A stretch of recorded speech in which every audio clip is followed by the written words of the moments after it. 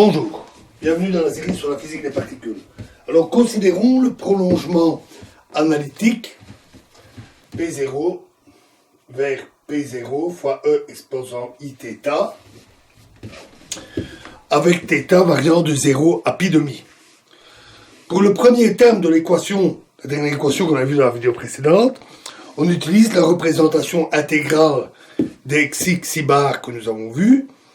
On examine séparément les cas P0 positif et P0 négatif.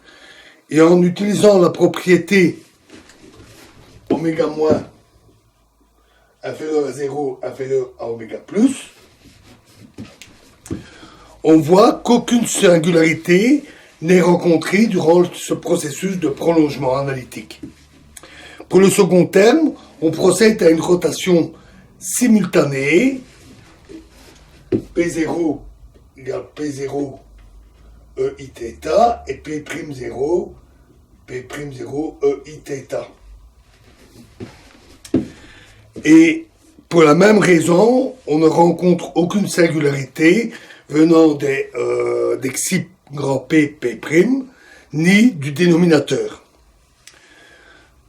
En utilisant, c'est un peu abusif, mais peu importe, en utilisant pour θ égale pi demi les mêmes notations pour les fonctions d'arguments euclidiens, le résultat final a la forme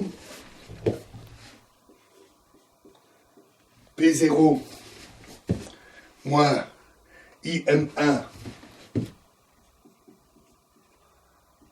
sur M1 plus M2 grand P0 au carré plus P carré, le vecteur, plus M1 carré, fois P0 plus IM2 sur M1 plus M2 grand P0 au carré, plus P carré, vecteur, plus M2 carré, fois xi P, xi grand P de P, plus, moins G1, G2, sur 2pi4, fois l'intégrale des 4P' de xi grand P, P' sur P moins P' carré plus mu carré.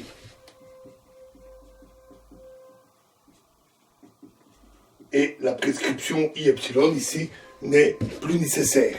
Évidemment, équation égale 0.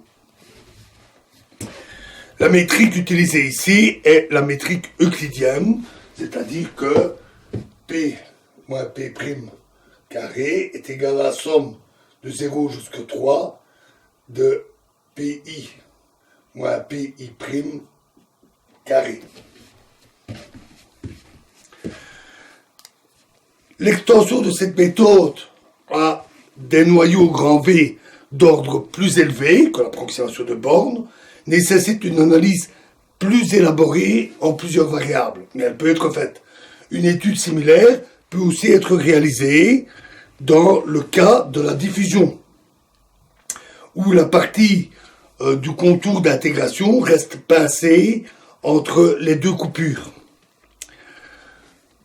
Alors, nous allons voir maintenant la solution de cette équation qui a été obtenue par Wick et Kutkowski, quand mu carré égale 0. C'est une illustration des méthodes et problèmes rencontrés quand on étudie les équations relativistes d'état lié. Ce choix n'est pas entièrement arbitraire d'un point de vue physique, car en dépit de certaines simplifications extrêmes qui résultent en partie du spin qui est négligé, en particulier le spin pour la particule scalaire échangée, la situation a certaines analogies avec des cas réalistes tel que le positronium. Ça sera donc d'une grande aide. De plus, elle permet une solution presque analytique. Donc on a abouti presque au bout à une équation qui doit être résolue par d'autres méthodes. On y reviendra.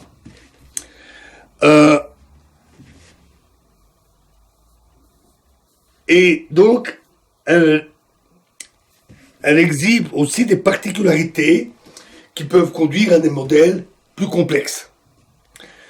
L'ensemble des diagrammes en échelle semble à première vue une généralisation naturelle de la théorie du potentiel non relativiste correspondante, où l'on n'a que des barreaux droits et pas de diagrammes croisés. Cependant, une telle approximation cache les propriétés essentielles d'une théorie quantique relativiste. En négligeant les diagrammes croisés dans les diagrammes en échelle, on viole la symétrie SU et cela implique une correspondance entre l'ordre des temps propres des différentes interactions relativistes, traitant ainsi très mal la limite relativiste statique quand une des masses devient très grande. C'est une limitation sévère quand on traite de problèmes réalistes. Parce que, par exemple, en électrodynamique, à moins qu'on trouve une raison importante d'utiliser cette approximation dans une jauge particulière, par exemple la jauge non covariante de Coulomb, cette approximation ne sera pas invariante de jauge et elle ne satisfera pas le critère raisonnable de se réduire à l'équation de Klein-Gordon ou de Dirac pour le spin 1,5 quand une des particules devient très massive. Avec ces limites à l'esprit, revenons à cette équation où on pose mu carré égale 0. Wick et Kutkowski, observant l'analogie avec le problème quelque peu équivalent de l'hydrogène, dans l'espace-moment, ont suggéré d'utiliser l'application stéréographique sur une sphère unité dans un espace à 5 dimensions. On va y revenir. Cette méthode introduite par Fock dans le cadre non relativiste utilise des transformations conformes d'une manière transparente et exhibe les symétries dynamiques du système. Alors, d'abord, il est pratique d'introduire la notation lambda pour la quantité sans dimension. Lambda égale G1, G2 sur 16 M1, M2, pi.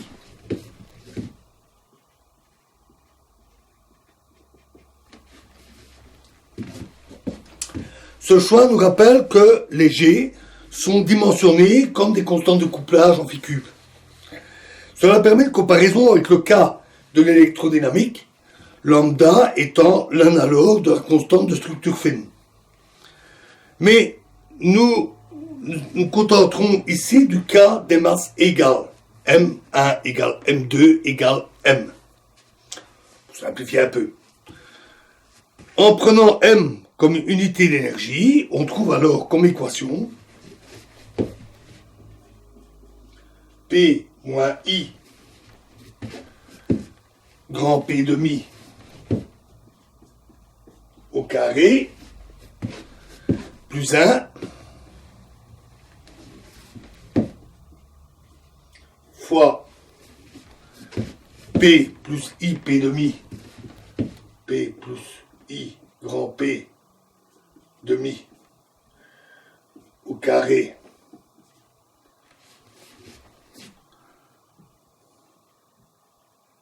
plus 1 fois xi grand P de P est égal à lambda sur pi cube fois l'intégrale des cubes P' de xi P P' divisé par P moins P' carré. Avec mu égale à 0. Donc, hein. Où grand P est ici le vecteur grand P0, 0. On est dans le centre de masse. On peut voir cette équation comme une équation aux valeurs propres pour le coupage lambda. Et l'utilisation de la théorie de Fredholm, dont nous avions parlé, montre qu'elle admet un spectre discret. Alors, la projection stéréographique revient à faire une association, une application d'un point P de R4, l'espace des moments à 4 dimensions, avec un vecteur Z dans un espace à 5 dimensions sur une sphère de rayon 1/2 racine de 1 moins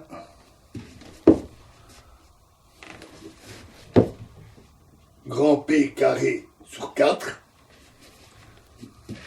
avec la projection 4 dimensions, c'est sur la sphère, le long qui se fait le long de P, et avec un angle polaire, zeta, cette lettre grecque n'est pas facile à dessiner, on la fait comme ça. Voilà.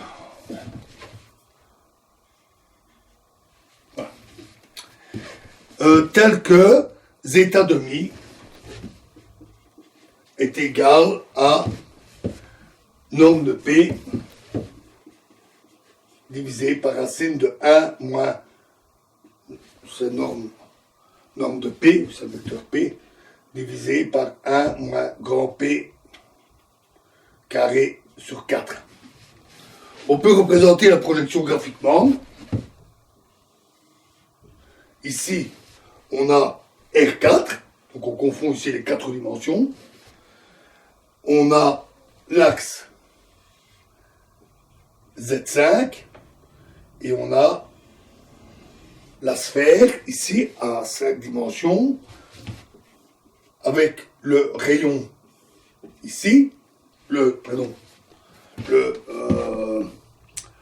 diamètre, c'est racine de 1 moins P carré sur 4, puisque 1/2 c'est le rayon. Et pour un point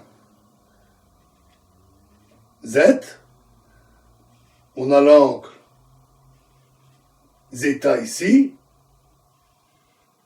Ici, on a l'angle zeta demi. La projection se fait ici sur P. Alors la projection elle se fait dans l'autre sens. On a un point P et on projette sur Z, sur la sphère. Ce point-ci est le point à l'infini, ce point-ci, 0 est confondu. Voilà, et nous continuerons ce calcul qui promet d'être un peu long dans la prochaine vidéo. Je vous remercie.